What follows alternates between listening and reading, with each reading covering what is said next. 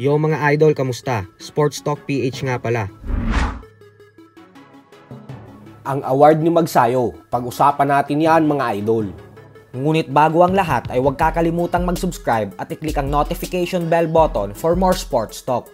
So bagamat nga po natalo ang ating pambato na si former WBC Super Bantamweight World Champion Mark Magnifico Magsayo sa kanyang naging unang laban sa taong 2023 kontra sa kapwa World Champion na si Brandon Figueroa, ay nagawa pa din itong tapusin ang taong 2023 sa napakagandang paraan.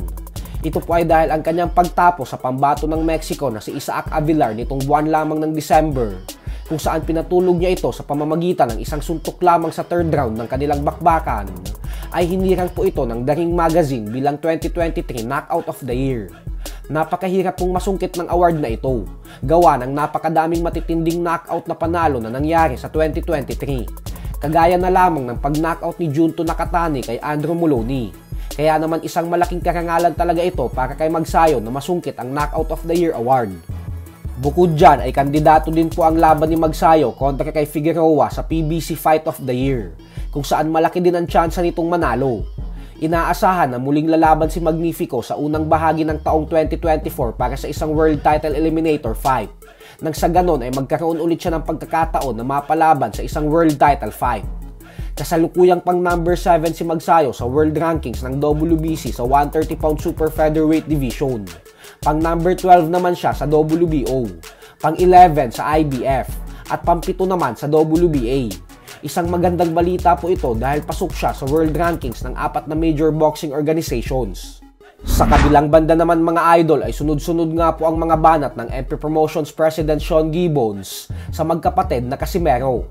Ito po ay matapos makarating kay Gibbons ng sinabi ni Jason Casimero, kung saan tinawag nito si Gibbons na puting aso at puting itlog. Gamit ang official Facebook account ni Gibbons, ay nag-post po ito ng edited picture ni Jason kung saan naglagay ito ng caption na kung gusto mo umanong sirain ang boxing career mo, ay tawagan mo lang daw si Jason. At ang tawag niya pa dito ay Jason Casimero. Bukod dyan ay nag-post din si Gibbons ng litrato ni Casimero kung saan pinagmukha niya itong matanda. Kumbaga, ang pinapalabas niya po dito ay tumatanda na ang angas ng Pinas at nasasayang na ang mga panahon nito dahil hindi pa ito nakakakuha ng world title fight magmula nang umalis ito sa MP Promotions magtatatlong taon na ang nakakalipas. Ngayon lang po bumanat ng ganito si Sean Gibbons, isang patunay na hindi talaga ito natuwa sa pagtawag sa kanya ng puting aso at puting itlog.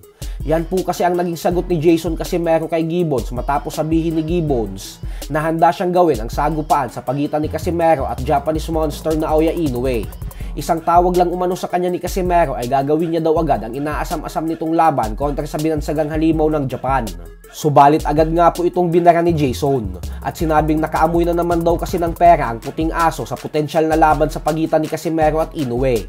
Kaya gusto umano nitong makisawsaw sa kanila. So hanggang dito na lang po muna tayo mga idol.